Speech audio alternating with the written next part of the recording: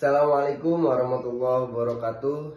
Halo teman-teman yang ada di rumah maupun di luar, yang sedang beraktivitas maupun sedang beristirahat, semoga ada dalam lindungan Allah Subhanahu wa taala. Oke, kali ini kita akan memenuhi tugas ujian akhir semester pengantar manajemen yang diajari oleh Bapak Prof. Anton Athaillah. Semoga beliau ada dalam lindungan Allah Subhanahu wa taala. Amin. Sebelumnya, kali ini kita akan memperkenalkan terlebih dahulu. Perkenalkan, nama saya Muhammad Rizky Mukopa. Saya dari Fakultas Ekonomi Bisnis Islam. Saya dari jurusan Ekonomi Syariah. Nomor induk mahasiswa saya 12 49 220 119. Dan di sini ada rekan saya. Silakan.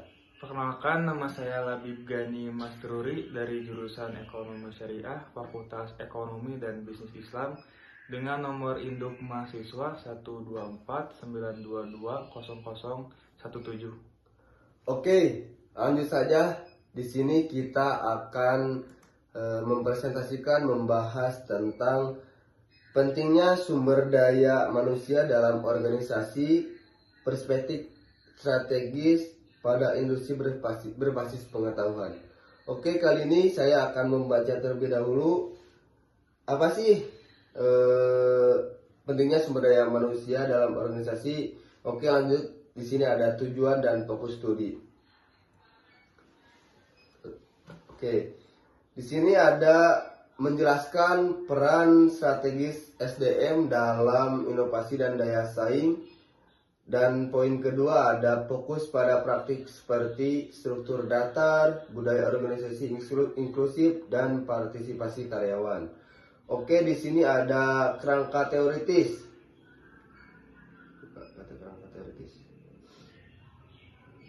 Oke, nah, di sini ada kerangka teoritis, manajemen sumber daya manusia strategis. Konsep MSDM strategis menekankan integrasi praktik SDM dengan tujuan dan strategi bisnis organisasi. Secara keseluruhan, pendekatan ini memandang SDM bukan hanya yang berkelanjutan, menyoroti pentingnya SDM dan implementasi strategi organisasi. Oke, lanjut saja ke slide selanjutnya. Di sini akan dibacakan oleh rekan saya. Silakan. Baik, saya akan menjelaskan tentang bab metode. Artikel yang digunakan di sini, pendekatan kualitatif deskriptif berbasis kajian literatur dari buku Manajemen oleh Hermerhon dan kawan-kawan tahun 2017. Dan artikel akademik yang relevan. Fokus utama analisis adalah praktik manajemen SDM pada organisasi berbasis pengetahuan, khususnya dalam konteks peran strategis SDM dalam organisasi. Yang kedua, struktur organisasi dasar. Dan yang ketiga, budaya organisasi dan nilai yang sejalan. Data dianalisis secara tematik dengan menyoroti keterkaitan antara strategi manajemen SDM dan kinerja organisasi. Baik, sekian penjelasan dari bab metode. Akan dilanjutkan oleh teman saya Ridho. Oke, di sini lanjut kita ke slide selanjutnya. Silakan, Gali. Di sini ada temuan utama. Temuan utama di sini ada hasil pembahasan. Itu merupakan kajian menunjukkan bahwa SDM sebagai aset strategis. Perusahaan teknologi mengandalkan kecerdasan, kreativitas, dan kemampuan adaptasi karyawan untuk menjaga keunggulan kompetitif. Poin kedua ada struktur organisasi datar dan partisipasi. Pendekatan seperti manajemen by walking around memungkinkan pemimpin memahami kondisi nyata karyawan, mendorong komunikasi dua arah, dan mempercepat aliran informasi. Lanjut ke poin ketiga, ada budaya organisasi yang inklusif. Kesesuaian nilai antara individu dan organisasi menjadi prioritas dan rekrutmen dan retensi karyawan. Lanjut ke poin 4, ada retensi jangka panjang. Perusahaan seperti IBM memilih retraining dibanding pemutusan hubungan kerja sebagai strategi mempertahankan SDM dan membangun kepercayaan. Tentang temuan utama hanya segitu. Lanjut ke diskusi. Lanjut saja.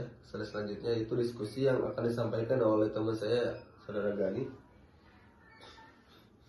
Oke, dalam diskusi ini, temuan ini menegaskan bahwa pendekatan terhadap manajemen SDM harus bersifat strategis dan manusiawi. Alih-alih melihat SDM sebagai biaya, organisasi masa kini menempatkannya sebagai investasi jangka panjang. Praktik seperti kolaborasi lintas fungsi, fleksibilitas kerja, dan pembinaan budaya yang kuat menjadi penentu kesuksesan organisasi, khususnya dalam ekonomi berbasis pengetahuan. Pendekatan strategis dan manusiawi dalam manajemen SDM juga mencerminkan perubahan nilai dalam dunia kerja kontemporer, di mana aspek psikologis dan emosional karyawan mendapat perhatian yang lebih besar. Konsep seperti psychological contract, employee well-being, dan meaningful work telah menjadi bagian integral dari strategi organisasi. Karyawan saat ini tidak hanya mencari kompensasi finansial, tetapi juga ingin merasa dihargai, dilibatkan, dan diberikan kesempatan untuk berkembang.